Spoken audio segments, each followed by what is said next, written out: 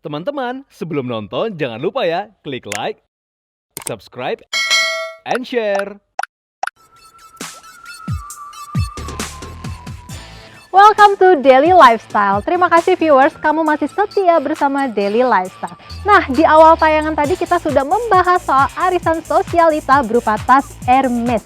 Sekarang kita akan cari tahu nih informasi lebih banyak tentang tas Hermes. Yes viewers, Hermes dianggap sebagai salah satu brand mewah paling berharga di dunia. Kenapa? Karena udah 184 tahun. Wow, lama banget ya. Ini benar-benar udah bukan sekedar merek fashion, namun juga sebuah pengalaman dan juga kualitasnya itu membuat mereka mendapatkan banyak sekali penghargaan. Boleh jadi gara-gara itu juga harganya bisa sampai selangit ya, Cak. Bener banget. Nah viewers, tayangan berikut ini mengulas tentang sejarah perjalanan brand Hermes yang berawal dari produk untuk peralatan kereta kuda, kemudian menjelma menjadi salah satu brand fashion paling populer di dunia. Ini dia informasi lengkapnya.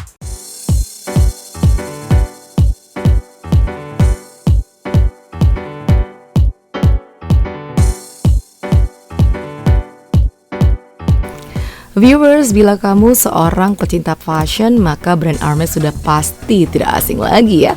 Brand satu ini menjadi label fashion paling prestis di dunia sehingga saat ini. Banyak sosok ternama dan selebriti dunia hingga kaum sosialita yang mengoleksi tas dari label mewah rumah mode asal Paris, Perancis tersebut.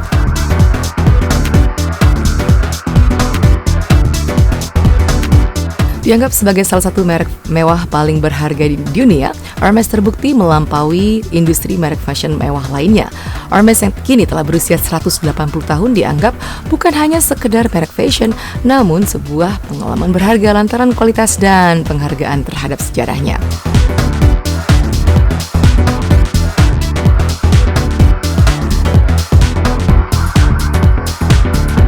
Awalnya rumah mode Hermes didirikan di kawasan Grand Boulevard Paris sebagai toko pembuatan peralatan atau aksesoris kereta kuda. Seperti tali kekang atau pelana dari kulit oleh teori Hermes pada tahun 1837. Itu mengapa logo Hermes adalah kereta kuda dan kudanya.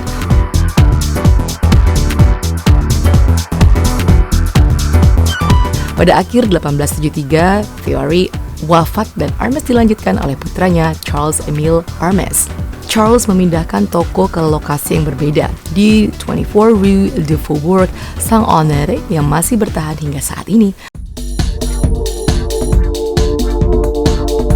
Di sana ia mengembangkan usaha dan fokus pada penjualan retail internasional yang melayani kalangan elit Eropa, Rusia, Afrika Utara, Asia, dan Amerika.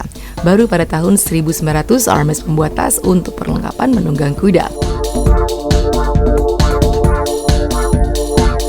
Pada tahun 1902 ia mewariskan usaha itu kepada anaknya Adolphe dan Emile Maurice. Seiring perjalanan waktu, Emily menciptakan tas tangan pertama Hermes dan pada tahun 1924 mereka ekspansi ke Amerika Serikat serta membuka 2 toko baru di Prancis. Kemudian pada tahun 1935 Hermes mengeluarkan salah satu tas yang paling populer yang kemudian hari dikenal dengan Kelly Bag lantaran dipopulerkan oleh Grace Kelly pada tahun 1956. Dan setelah Kelly Bag pada tahun 1981 diperkenalkan Birkin Bag diambil dari nama aktris Inggris Jane Birkin. Terciptanya brand Hermes Birkin ini punya sejarah tersendiri. Disebutkan awalnya Jean-Louis Dumas, generasi ke-6 pewaris brand Hermes, duduk di sebelah aktris Jane Birkin dalam sebuah penerbangan. Ketika tidak sengaja, catatan harian Jane Birkin terjatuh dan beberapa dokumen terlempar kemana-mana. Saat itulah dari perbincangan mereka kemudian Louis Dumas menawarkan untuk mendesain tas yang bisa muat lebih banyak.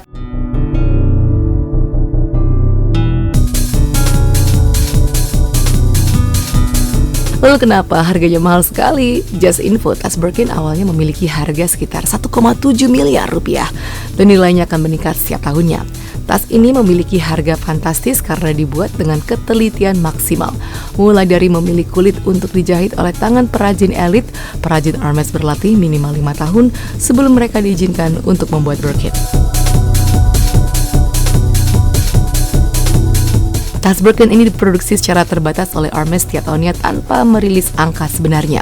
Hal tersebut menjadikan tas tersebut sangat eksklusif dengan antrian klien yang sangat panjang. Bahkan tidak sembarang orang dapat membeli tas Birkin ini. Mereka harus memiliki riwayat pembelian di toko dan pengeluaran mereka juga akan dipertimbangkan terlebih dahulu sebelum masuk daftar.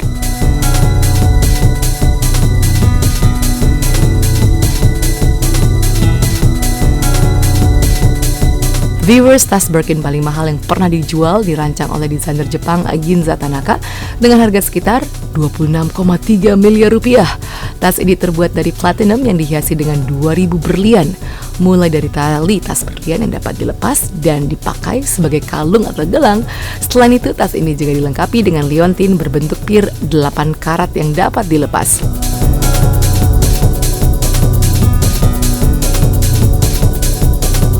Model tas dan produk Hermes terus bertambah dan bertransformasi. Kualitasnya yang bagus membuat label ikonik tersebut bisa bertahan hingga kini. Just informasi saja, saat ini pemimpin label ternama itu adalah generasi ke-6 keluarga Hermes, yakni Axel Dumas.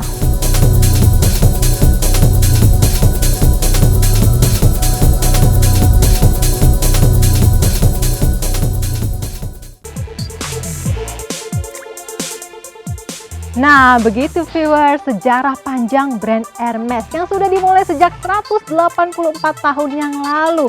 Hebatnya hingga kini Hermes tetap bisa eksis walaupun banyak banget nih brand-brand baru yang bermunculan terus-menerus.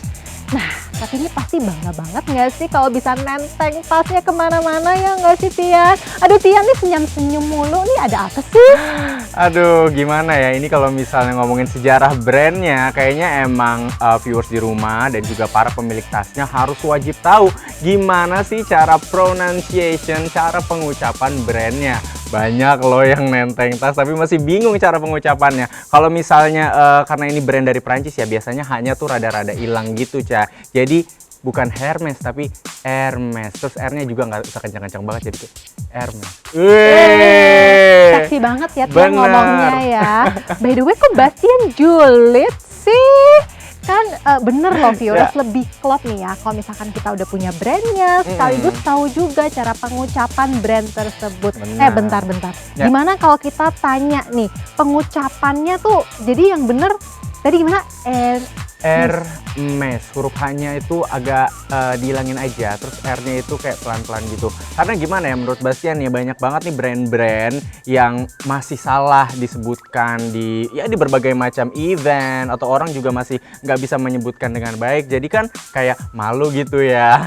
Tasnya udah mahal dan tasnya asli loh. Masa ngucapinnya nggak bisa? Bener banget. Anyway, berita tadi menjadi penutup perjumpaan kita, Caca. Oh, sedih banget. Iya, tapi jangan khawatir ya, karena kita pasti akan balik lagi setiap harinya buat kalian ngasih informasi pastinya nih tentang fashion dan juga lifestyle. Akhir kata, aku Sebastian Teti. Aku Natasha Liotania. Thank you for watching Daily Lifestyle. The best search for your Daily Insight. Insight.